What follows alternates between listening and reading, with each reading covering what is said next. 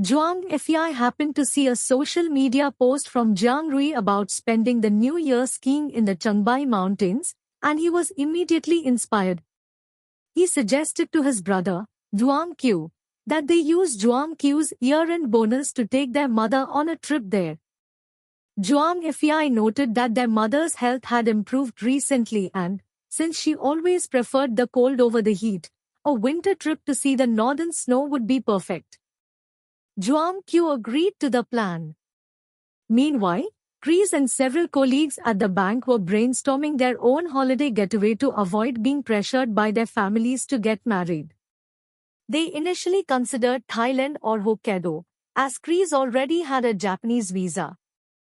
However, when Zhuang Qiu mentioned he was taking his family to the Changbai Mountains, the group's plans shifted.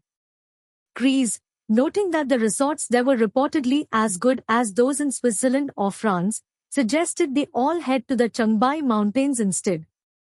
The group quickly reached a consensus to book the same hotel as Zhuang Qiu to make the holiday more lively. In Suzhou, Ni Zigwang and her colleagues from the management department arrived at a hotel to set up for the company's annual party. While moving equipment, a coworker named Aru was carrying large boxes that blocked her view.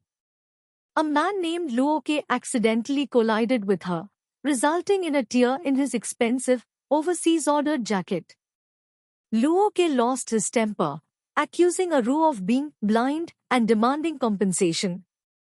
Ni Zigwang stepped in to handle the situation and was surprised to see Nia Nuya, an acquaintance from WXI, among Luoke's group. While Nia Nuya made a superficial effort to help, the group continued to mock the staff's ability to pay for luxury items. Ni Zigwang remained firm, refusing to let her colleague be bullied and insisting they check the hotel's surveillance footage to determine fault. A man known as Mr. Zhao tried to act as a peacemaker by offering his business card, but Ni Zigwang rejected it, sensing his insincerity. Later, Nia Nuya returned home and complained to her mother, Qian Fangping, about Ni Zigwang's pretentious attitude.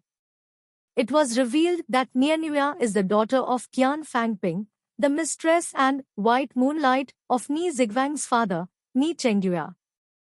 Qian Fangping warned her daughter to be smarter, reminding her that after a previous cold encounter with Ni Zigwang at a banquet, Ni Chengguya had stopped introducing Nia Nuya to his social circle. She urged Nia Nuya to focus on pleasing Ni Chengguya and speaking well of Ni Zigwang to stay in his good graces. That evening, Ni Zigwang had dinner with Lin Yusen and shared the details of the confrontation. She admitted she felt a bit impulsive for insisting on the surveillance, worrying that Aru could never have afforded the jacket if she were found at fault.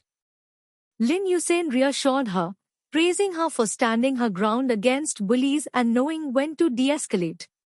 They shared a light-hearted moment when Ni Zigwang teased him about using psychological tactics to make her work harder, while Lin Yusen hinted that his focus might be on something other than work. The following day, the company held its annual party. Lin Yusen and Mr. Zhang participated by writing traditional couplets for the employees. The event featured a lucky draw, with many hoping for the grand prize of 7 days of paid leave. However, the management department was unlucky.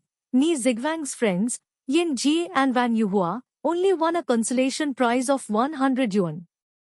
Ni Zigwang jokingly suggested they should have asked for a couplet that read, "No overtime ever," to hang on their dorm door. As the party ended, Lin Yusen offered to drive the women home, but Yin Ji and Van Yuhua purposefully walked ahead to give him and Ni Zigwang some privacy. The two took a stroll through a festive water street, where they discussed their holiday plans. Lin Yusen shared that he was heading to Beijing to meet his mother, who lived in Switzerland but was visiting China for a meeting. He also mentioned that his father had passed away years ago. When the topic turned to skiing, Lin Yusen revealed he was quite experienced from his time in Switzerland. He confessed that while he used to be someone who rushed through life, he was finding it pleasant to slow down and truly get to know someone. On New Year's Day, Ni Zigwan returned to the countryside to visit her grandparents. The mood soared when Ni Chengyue arrived late because he had been seen with Qian Fangping and Nianyue. Her grandfather was incensed, recalling that Nianyue's grandfather was a man of poor character who had stolen from their family in the past. When Ni Chengyue finally joined the meal, he dismissed the criticism and turned his attention to Ni Zigwang's career. He criticized the prospects of the solar industry and urged her to move back to WXI to intern at his company, emphasizing that at 23, it was time for her to stop drifting and start making major life decisions.